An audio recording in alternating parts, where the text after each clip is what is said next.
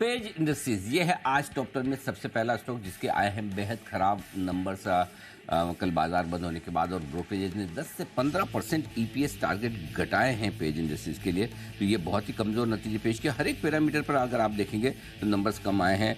Revenue 13% बढ़ा है, मुनाफा माफ कीजिएगा घटा है, मुनाफा 60% घटा है, और मार्जिन 24% से घटकर 14%, और वॉल्यूम ग्रोथ भी कम होती हुई दिखी है। सिटी का टारगेट है 34,000 से घटाकर 32,900, मॉर्गन का टारगेट है 44,500 से घटाकर 43,068 उन्होंने किया है। तो काफ़ी टारगेट्स में कमी होती दिख रही है। जी एंटरटेनमेंट थोड़े मिले जुले नतीजे आए हैं। रेवेन्यू रिलेटिवली फ्लैट रहा है, एक घाटा है 73 करोड़ का। मार्जिन इनके हमने देखे हैं 7.25% के। तो देखते हैं जी एंटरटेनमेंट ट्रेड में क्या करता है। वोडाफोन आइडिया नुकसान तो दर्ज कर ही रहा है, लगातार कर रहा है, लेकिन उम्मीद से कम खराब नंबर से थोड़े से बेहतर कह सकते हैं। नुकसान 6,400 करोड़ का है, 7,500 करोड़ का अंदाजा था तो उससे कम आया है। मार्जिन 40% आए हैं, मेंटेन किया है। आरपूज 145 के आसपास है, और रेवेन्यू 1% नीचे आया। तो मिले जुले नतीजे Vodafone Idea. SAIL steel authority कमजोर नतीजे, एक्सपेक्टेड भी कमजोरी थी पर उससे थोड़े सुस्ती आए नतीजे। मुनाफे में आपने 57% की गिरावट देखी है। मार्जिन्स इनके 14% से घटकर 10% आ गए हैं। रेवेन्यूज में भी 5% की डीग्रोथ है। तो सेल कोई भी खास नतीजे नहीं है इसके।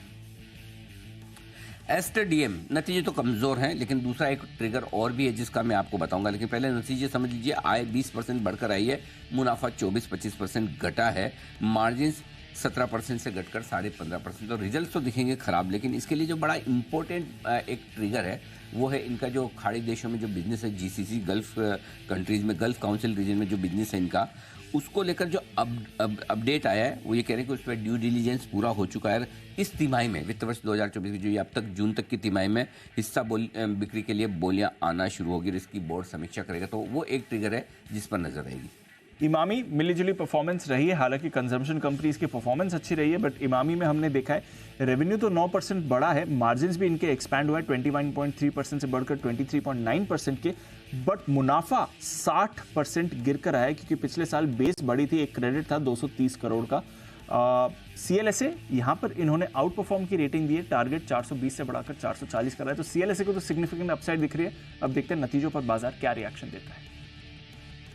प्राज इंडस्ट्रीज बार बार लगातार हर तिमाही में दमदार नतीजे पेश करने की आदत जो प्राज इंडस्ट्रीज की है वो इस तिमाही में भी है। अच्छी आदत है।